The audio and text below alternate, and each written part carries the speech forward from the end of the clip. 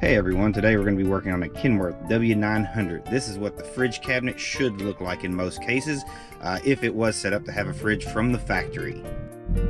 Inside the cabinet you can see we've already got our factory wiring harness and the steel plate that the fridge sits on. We're going to have to do a little bit of gentle modifications today.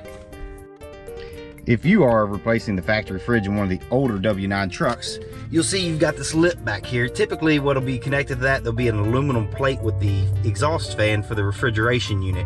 What we'll have to do is there's normally screws or rivets going across it you'll have to drill out to remove the plate, and then we'll have to take and bend this lip flat for the fridge to be able to clear it.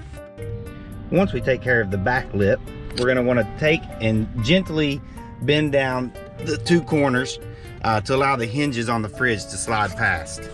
Now that we have that lip in the back bent down and the two front corners bent in, we're going to pull our plug out and get ready to install the fridge. Alright, last thing we're going to need to do before we install this fridge into the cabinet is remove the 4 feet from the bottom of the fridge. And if we can do this without turning the fridge over or upside down, then we can put it in and turn it directly on. We've got the feet off and we're ready to slide the fridge into the cabinet. Before we do that, we'll want to plug the fridge in. When we ordered this fridge, we let them know that it was going into a Ken Worth truck, and they sent us the appropriate wiring to bridge the refrigerator to the truck harness. So we won't have to do any wiring on this installation. After we get the fridge slid all the way back, we'll take just some self-drilling screws like this, and they'll go 2 on either side of the refrigerator to hold it into the cabinet.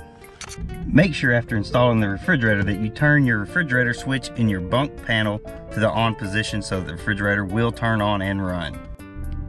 Now that we have our 1.8 cubic foot 49 liter Indel B unit installed into our cabinet, we can go ahead to the thermostat, set it to about 5, close the door, let it get cold, and we'll be ready to head down the road.